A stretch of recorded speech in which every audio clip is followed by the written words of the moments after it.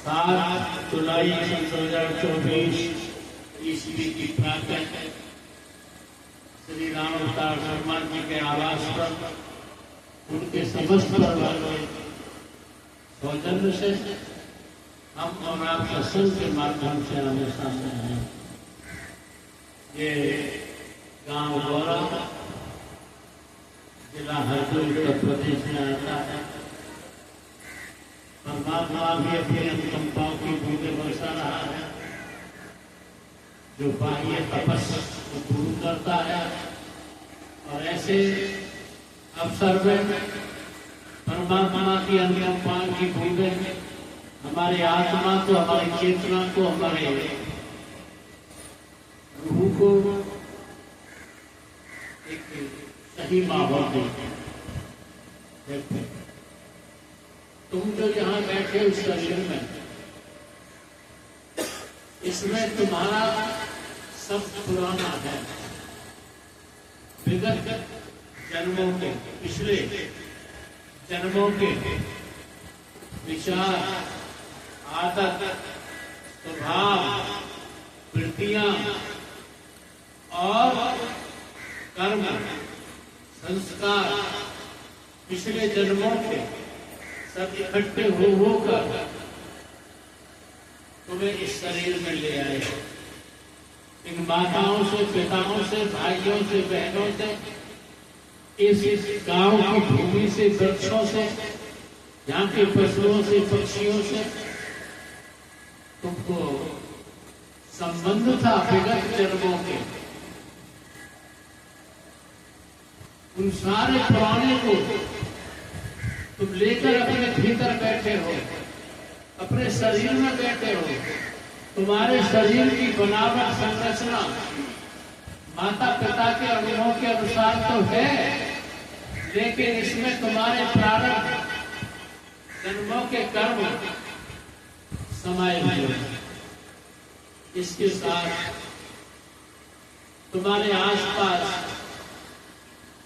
तुम्हारी बहनें, तुम्हारे भाई एक ही माता पिता के रास्ते से आए हैं, एक ही रास्ते से आए हैं, एक ही क्रिया से पैदा हुए हैं, कि जिन्हें हम अपने सगे कहते हैं। ये सगे एक ही माता पिता के रास्ते से आए हैं, लेकिन इनके प्रारब्ध कर्मों की अलग अलग शरीर, अपने अपने कर्मों को अलग अलग लिए बैठे। और इस शरीर में सब पुराना भरा पड़ा है। हमारी पत्नी, जिससे हमारे संबंध प्रारंभ जन्मों के जुड़े हुए हैं, वो उन्हें चुकाने के लिए हमारे जीवन में आ जाती है। हमारा पति, जिससे हमारे विगत जन्मों के संस्कार जुड़े होते हैं, वो हमारे जीवन में आ जाता है। सुख देता है, दुख देता है, सहयोग देता है, सहयोग देता है, सम्मान देता है, अपमान देता है। ये सब उसकी प्रवृत्ति, उसकी आदतें हमारे प्रारब्ध कर्मों के अनुसार होती है। तुम सब तरह से पुराने हो, सब तुम्हारे भीतर पुराना है। तुम्हारा विचार, तुम्हारी आदत, स्वभाव, तुम्हारे प्रारब्ध कर्म सब कुछ है। और यहाँ तक है, तुम जो आप भजन करते हो, प्रार्थना करते हो, साधना करते हो, तरह तरह के कर्म कांड करते हो, बाह्य कर्म कांड है, धोती है, धोती क्रिया है, लेती है, बसती है, कुंभक है, निषक है, या तुम्हारे जो कुछ भी तुम साधना तीर्थों में जाते हो, व्रतों में जाते हो, खेचरी, भूचरी, क्या कर अगोचरी, उद्गम आदि मुद्राएं कमाते हो, योग कमाते हो, अष्टांग योग कमाते हो, प्राणायाम योग कमाते हो। ये सब तुम्हारा पुराना प्रकट होता है, पुराने हो। और कितने ही लोग उन पुराने ही विचारों, संस्कारों के अनुसार अपनी जिंदगी जीते चले जाते हैं, उसी के अनुसार कर्म करते रहते हैं। और वो कर्म अपने में फल को छिपाए हुए होता है, कुछ तो हम पुराने कर्मों को छुपाने के लिए आते हैं, कुछ शरीर से नए कर्म और कर देते हैं, फिर उन नए कर्म को जमा हो जाते हैं, कुछ साथ के साथ चुकाने पड़ते हैं, और ये कर्मों का ही सिलसिला हमें जन्म और मरण लेता जाता रहता है। पता नहीं, हमारी भारतीय संस्कृति कहती है पता नहीं कितने जन्मों से गुजरकर, कितने जन्मों के कर्मों को करते हुए, कितने जन्मों के संबंधियों से संबंध निभाते हुए हम इस शरीर में आ गए हैं, और सब पुराना ही पुराना, सब पुराना, पुराने को चुकाने में लगे हैं, पुराने के साथ नए कर्म करने में लगे हैं, नए कर्मों को चुकाने में लगे हैं, सब पुराना है। संत सदगुरु कहते हैं कि बहुत हो लिया है तुम्हारा पुराना जीवन, पुराना व्यक्तित्व, अब कुछ नया युग का प्रारंभ करो, नए आदमी बनो, नए विचार, नई साधना, नए संस्कार, नई दिशा, परमात्मा जिससे तुम बेखबर हो, जिस परमात्मा की दिशा को तुम नहीं जानते, केवल परंपरागत जो तुम्हारे समाजों में परंपराएं हैं, उन परंपराओं के अनुसार जानते हो, केवल समूहगत जिस समूह में तुम रहते हो, चाहे मुसलमानों के समूह में रहते हो, ईसाइयों के समूह में रहते हो, यहूदियों के समूह में रहते हो, चाहे हिंदुओं के समूह, वेदांतियों के समूह में रहते हो, समूहगत साधना जो कुछ कर रहा है, सब समूह एक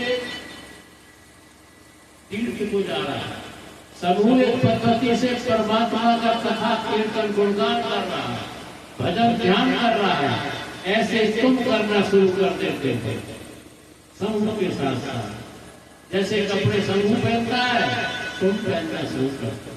जैसे मुसलमानों के घरों में इबादत होती है, ऐसे तुम इबादत नमाज पढ़ना शुरू कर देते हो। ईसाइयों के घरों में प्रेयर होती है, तुम प्रेयर करना शुरू कर देते हो। और वेदांतियों के घर में जो कथा भागवत आदि होता रहता है, तो आरती पूजा करना शुरू कर, कुछ भी जो नया नया, हाँ नया सीख, नया क्या सीखोगे। एक कहानी मुझे याद आई, सुनता था मैं, एक गांव में चर्च था, ईसाइयों की उपासना करने का, प्रार्थना करने का स्थान, मंदिर कहते हैं, मस्जिद कहते हैं, तो चर्च कहते हैं। चर्च पुराना हो गया, जो उसकी प्रबंधक समिति थी, मैनेजमेंट कमेटी थी, उन्होंने बैठे मीटिंग की। मीटिंग में प्रस्ताव रखा गया नंबर 1, ये चर्च नया बनना चाहिए। अब ये चर्च की छत कभी भी गिर सकती है और प्रार्थना साधना करने वाले लोग कर सकते हैं, लिहाजा ये चर्च नया बन जाना चाहिए। ये प्रस्ताव नंबर 1 पास हो। दूसरा प्रस्ताव पास किया गया, इस चर्च में किसी चर्च की सामग्री जो ईंट है, जो और अन्य वस्तु है, इसी चर्च की सामग्री का प्रयोग होना चाहिए। नया सामग्री सामान खरीदने की मैनेजमेंट कमेटी में क्षमता नहीं है। तीसरा जो प्रस्ताव पास किया, वो किया इस चर्च जैसा ही ये चर्च बनना चाहिए, जैसी आकृति, जैसा नक्शा इस चर्च का है, ऐसा ही चर्च बनना चाहिए। ये तीसरा प्रस्ताव मैनेजमेंट कमेटी ने पास कर। चौथा प्रस्ताव पास किया कि तो जब तक, यानी 3 प्रस्ताव पास हो गए, इसी सामग्री से, इसी आकृति से और चर्च बनना चाहिए। चौथा प्रस्ताव कि ये चर्च नहीं गिरना चाहिए, ये चर्च भी चौका त्यों रहना चाहिए, क्योंकि हमारे बुजुर्गों की निशानी है। इस पर इस चर्च में बहुत लोगों ने परमात्मा की प्रार्थना की, ये चर्च नहीं गिरना चाहिए। चौथा प्रस्ताव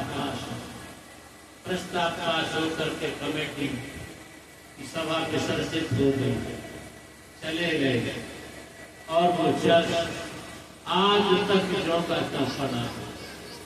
प्रस्ताव पास हो गए, लेकिन जब प्रस्ताव में ये पास हो गया कि ये चर्च नहीं गिरना चाहिए,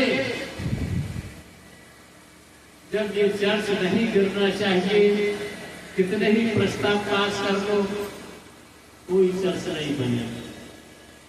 हमने कहीं लिखा है, जब तक न पुराना भवन गिरे नया भवन कोई बन न सका, कला बीज मिट्टी माही बिन गले न अंकुर निकल सका। जिन लोगों में पुराने भवन को गिराने की सामर्थ्यता नहीं होती, हिम्मत नहीं होती, साहस नहीं होता, वो नया भवन कभी बना नहीं पाता। जिन लोगों में पुराने भवन को गिराने की हिम्मत, साहस, क्षमता नहीं होती, वो कोई नया भवन नहीं बना पाता। जैसे कोई बीज जब तक पूर्ण रूप से जल नहीं जाता है, तब तक उसमें कोई नया अंकुरण नहीं होता। ऐसे ही तुम पुराने विगत जन्मों के कर्मों को, संस्कारों को, स्वभावों को, आदतों को, वृत्तियों को और अर्चनाओं को अपने में समेटे बैठे हैं। हिम्मत करो, नया मानव बनो, नए इंसान बनो और नए इंसान बनकर तुम्हारे भीतर, अपने ही भीतर झांकना शुरू करो। अपने ही भीतर नई दुनिया है जो तुम इन आंखों से जब पैदा होते हो बाहर ही देखना शुरू कर देते हो, बाहर के ही दृश्यों को देखते हो, बाहर के ही संबंधियों को देखते हो, बाहर के ही परमात्मा की आकृतियों को देखते हो और बाहर के ही कर्म कांडों में तुम लगे रहते हो। तुम्हारी आंखें बाहर देख सकती हैं, अगर इन आंखों को देखने का सूत्र मिल जाए भीतर, इन आंखों को मुड़कर देखने का सूत्र मिल जाए तुम्हें, तो जो आंखें बाहर देख सकती हैं वो आंखें भीतर भी देख सकती हैं। जो कान रात दिन बाहर की आवाजों को सुनने में लगे रहते हैं, अगर इन कानों को कोई सूत्र मिल जाए अंदर की आवाज सुनने का, तो जो कान बाहर की आवाज सुन सकते हैं वो कान भीतर की आवाज भी सुन सकते हैं। देखिए, तुमने आज तक बाहर से बोलकर भीतर कहना नहीं सीखा, तुमने आज तक बाहर के आवाजों को सुनते सुनते अभ्यस्त हो गए हो, भीतर की आवाजों को सुनना नहीं सीखा और बाहर के संसार को देखने में लगे हुए। बहुत इसी जन्म में नहीं, इससे पहले न जाने कितने जन्मों में इस बाह्य जगत को देखते चले आए हो, बाह्य संसार के दृश्यों को देखते चले आए हो। जागो, किसी ऐसे महापुरुष से जिन्हें हम संत सद्गुरु कहते हैं, उससे मिलो, उससे जुड़ो और अपने भीतर झांकना सीखो, अपने भीतर सुनना सीखो, अपने भीतर मुड़ना सीखो। और जब तुम अपने भीतर झांकना देखना शुरू कर दोगे, अपने कानों से भीतर सुनना शुरू कर दोगे, और भीतर बाहर से सिमट कर भीतर पूर्ण तुम कर दोगे तो वो तुम्हारी जिंदगी का नयापन होगा, वो तुम्हारा नया आदमी होगा, वो तुम्हारा नया संसार होगा भीतर का। और उस भीतर के संसार में ही जो भीतरी परमात्मा तुम्हारे भीतर छिपा बैठा है बिना किसी भेदभाव के, जो हिंदू में भी है, मुसलमान में भी है, ईसाई में भी है, पारसी में भी है, यहूदी में भी है, बौद्धिस्ट में भी है, जैन में भी, सब बिना भेदभाव के जो परमात्मा तुम्हारे भीतर अपने प्रकाश को आलोकित कर रहा है, अपनी आवाज को, अनहद शब्द को उच्चारित कर रहा है, वो तुम्हारे जीवन का नया है, वो तुम्हारा नया चर्च होगा, नया मंदिर होगा, नया मस्जिद होगा, नया होगा, अपना नया body is the temple of God, वो तुम्हारा नया जीवन होगा, एक नया व्यक्तित्व उभरेगा, तुम्हारे भीतर हकीकत उभरेगी। बाह्य तुम जो आज परमात्मा को पुकार रहे हो, दूसरों की आंखों के देखे हुए स्वरूपों को अपने सामने रखे बैठे हो, तुम जो परमात्मा के मंत्रों का उच्चारण कर रहे हो, ये दूसरों के द्वारा उच्चारित किए हुए मंत्रों का उच्चारण कर रहे हो, इसमें तुम्हारा अपना क्या है? इसमें तुम्हारी आंखों का परमात्मा देखा हुआ कहाँ है? इसमें तुम्हारे कानों का सुना हुआ परमात्मा का शब्द गीत कहाँ है? उन पूर्व पहले देखने वाले आंखों के साथ तुम्हारा जन्म नहीं था, उन पहले परमात्मा के स्वरूपों को देखने वाले जिन्होंने अपने अपने समय में देखा, जिन्होंने बुद्ध को देखा, महावीर को देखा, जरथुस्त्र को देखा, लाओसे को देखा, कबीर को देखा, नानक को देखा, रविदास को देखा, पंडित जी को देखा, राजस्वंत दयाल को देखा, राम को देखा, कृष्ण को देखा, शिव को देखा, भिक्षुओं को देखा, उन आंखों में अपने समय के परमात्मा को, भगवानों को देखा, उनकी आंखों में, उनके कानों ने उनके महावाक्यों को सुना। अर्जुन ने कृष्ण के महावाक्यों को, गीता के रूप में सुना, उन्हीं शब्दों को, उन्हीं शब्दों को देखते हैं। तुम्हारा इसमें क्या? उनके साथ उनकी आंखें चली गई, उनके कान चले गए, तुम्हारा क्या? तुम पर आंखें हैं, तुम पर कान है, तुम पर जीवन है, और तुम्हारा परमात्मा कहीं मर नहीं गया है, तुम्हारा परमात्मा तुम्हारे भीतर बैठा है।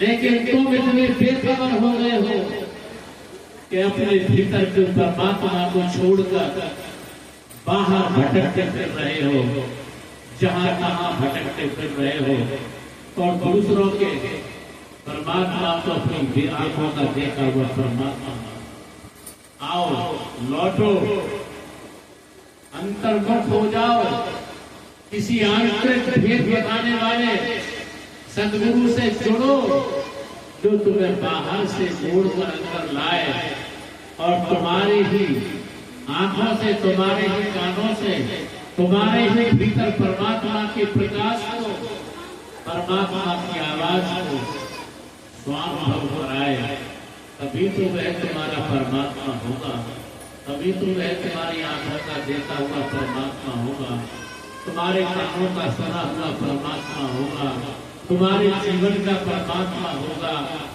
और तुम सच्चे अर्थों में मानव शरीर का लाभ उठाने वाले मानव बनो। परमात्मा की प्रकृति में सभी योनियां हैं, पशुओं की है, पक्षियों की है, कीड़ों की है, मकोड़ों की, लेकिन श्रेष्ठ योनि मनुष्य शरीर को कहा जाता है। मनुष्य को इसलिए शरीर श्रेष्ठ कहा जाता है कि ये परमात्मा का दरवाजा कहा जाता है। यहाँ से परमात्मा के लोक में, परमात्मा के देश में, परमात्मा की प्राप्ति में हम प्रवेश कर सकते हैं। और जब परमात्मा का सानिध्य कर सकते हैं तो जो मानव शरीर का एक श्रेष्ठ लाभ है वो हमको तब मिल जाता है जब हम किसी सद्गुरु की शरण में जाकर अपने शरीर के, मन के तल से, बुद्धि के तल से, अहम के तल से और अपनी परंपराओं के तल से, अपने समूह के तल से ऊपर उठकर और दोनों आंखों से ऊपर, जिसके 10वां द्वार कहते हैं, तो गीता में कृष्ण ने भ्रूबंध बोला है दोनों आंखों से, तो भ्रूबंध के रास्ते से ऊपर 10वें द्वार में जाकर के उस अनर्थ शब्द का स्वानुभव करते हैं, उस दिव्य ज्योति का स्वानुभव करते हैं, तभी हमारा मानव शरीर सार्थक हो जाता है। बस मैं ज्यादा लंबी बात नहीं करूंगा, एक ही बात करूंगा कि तो तुम आज मानव शरीर में हो, तुमको परमात्मा ने सारी उपलब्धियां दी हैं जो अन्य योनियों में नहीं दी हैं, लेकिन मनुष्य शरीर को पाने के बाद तुम शराब, एल्कोहल, मांस खाते हो, तुम ऐसे ऐसे कर्म करते जो पशुओं को भी पशु भी नहीं करते। तुमने अपना विवेक खो दिया। अगर तुम सुअरों में रहना शुरू कर दो 10-20 दिन, तो तुम सुअरों की तरह टट्टी खाना शुरू कर दो। तुम इन बुरे लोगों में, शराबियों में, ज्वारियों में रहकर के अपने विवेक को खो देते हैं। शराब, मांस, अपनी भारतीय संस्कृति का नाश करते हैं, भारतीय पहचान को खराब करते हैं। सुअरों की तरह गधों में रहना शुरू कर दोगे तो सूखी घास खाना शुरू कर दोगे। तुम्हारा कहाँ है विवेक? और किसी सदगुरु के पास में जाने के बाद कह आते हो कि हम शराब नहीं पिएंगे, मांस नहीं खाएंगे, लेकिन तुम क्यों के क्यों रह जाते हो? तुमसे तो वह पशु अच्छे हैं कि जो प्राकृतिक आहार करते हैं, कम से कम अपने हाथों से बनाकर नशीले पदार्थ आए हैं। ये तय कर लेना, भूल चूक से तुमने गलतियां कर ली है, शराब, मांस आदि की, इन्हें दूर कर भारतीय संस्कृति की पहचान करना। एक पेड़ की टहनी अगर सूख जाती है तो सारे पेड़ के वृक्ष को प्रभावित करता है। एक परिवार में एक आदमी शराबी हो जाता है तो सारे परिवार को, सारे समाज को, सारे धर्म को, सारे देश को प्रभावित कर देता है। इन चीजों को छोड़ते हुए तुम जब पहली क्लास से ही पढ़ना शुरू कर देते हो, अपने आप तुम कुछ नहीं सीखे थे, ना बोलना सीखे थे, न चलने सीखे थे। किसी ने उंगली चलाकर तुमको पकड़कर चलाना सिखाया, किसी ने तुमको पहनना सिखाया, तो भजन को तुम अपने आप इन किताबों में पढ़कर किसी समूह के साथ इकट्ठे की करने मत लग जाना। भजन इसका एक सिरा इस लोक से जुड़ा हुआ होता है, एक सिरा परलोक से जुड़ा हुआ होता है। भजन इसका एक सिरा तुमसे, आत्मा से जुड़ा होता है, दूसरा सिरा परमात्मा से जुड़ा होता है। तो इस कठिन विषय को किसी गुरु से जाकर सीखना, भजन करना गुरु से सीखना, अपने आप ही करने मत लग जाना। गंगे कितना गए तो गंगा दास, जमुना गए तो जमुना दास, और पर्वतों से पहाड़ दास। सीखना और सीखना वह न तो घर घरुआ गुरुओं की कमी नहीं है। कान में कर दे गुर, भैया तू चेला में गुर, 1.25 रुपया घर तो पहुंचा दूंगा धुर, हमारे से मिल गया कर। कन फूटता गुरु नहीं, वो गुरु चाहिए जो तुम्हें तुम्हारे भीतर मुड़ना सिखा दे, जो तुम्हें तुम्हारे भीतर छिपे हुए परमात्मा का प्रकाश और शब्द का स्वानुभव प्रैक्टिकल शुरू करा दे, उसके साथ जाके भजन ध्यान करना सीखो और अपने जीवन को सार्थक बनाओ। आज मैं इन्हीं शब्दों के साथ अपनी बात पूरी करूंगा और राधे श्याम शर्मा, सुभाष शर्मा के समस्त परिवार को मैं धन्यवाद जो देता हूँ कि अपनी आवश्यक जरूरतों में से निकाल कर हम लोगों को बुलाकर सत्संग की चर्चा कराई।